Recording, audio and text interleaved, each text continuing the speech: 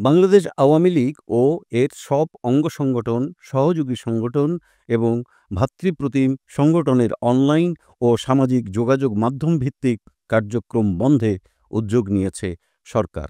এই উদ্যোগের অংশ হিসেবে এসব সংগঠনের website, Facebook, YouTube, TikTok, Telegram ও এক্স অ্যাকাউন্ট ব্লক করতে বাংলাদেশ টেলিযোগাযোগ নিয়ন্ত্রণ কমিশনকে চিঠি দিয়েছে জাতীয় সাইবার নিরাপত্তা এজেন্সি।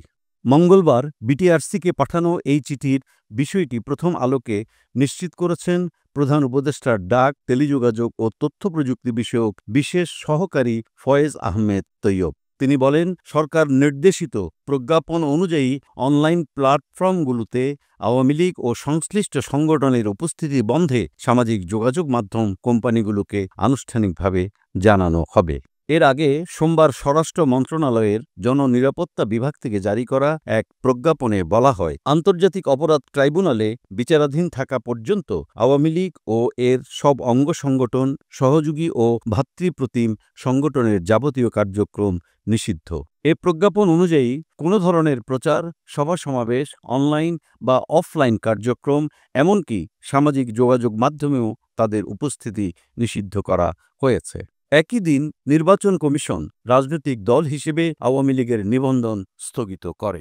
জাতীয় সাইবার নিরাপত্তা এজেন্সি ও বিটিআরসি সূত্রে জানা গেছে, নিষিদ্ধ কার্যক্রমের অংশ হিসেবে এসব সংগঠনের সামাজিক যোগাযোগ মাধ্যম অ্যাকাউন্টের লিঙ্ক ব্লক করতে সংশ্লিষ্ট আন্তর্জাতিক কোম্পানিগুলোর সঙ্গে যোগাযোগ শুরু করা হয়েছে। তবে ফয়েজ আহমেদ তৈয়ব জানিয়েছেন, সরকারের সরাসরি সবকিছু বন্ধ করার ক্ষমতা নেই। সরকার শুধু ওয়েবসাইট ব্লক করতে পারে। সামাজিক যোগাযোগ মাধ্যমের কন্টেন্ট সরানো বা অ্যাকাউন্ট বন্ধের জন্য মেটা ও গুগলের মতো প্ল্যাটফর্মগুলোর নীতিমালার উপর নির্ভর করতে হয়।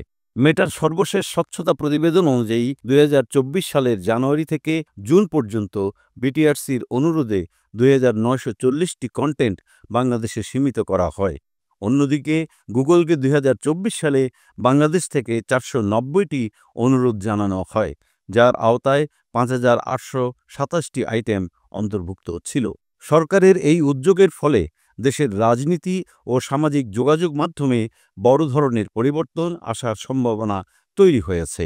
পরিস্থিতির পরবর্তী দিক নির্দেশনার জন্য দেশ জুড়ে রাজনৈতিক মহল ও সাধারণ জনগণ এখন নজর রাখছে।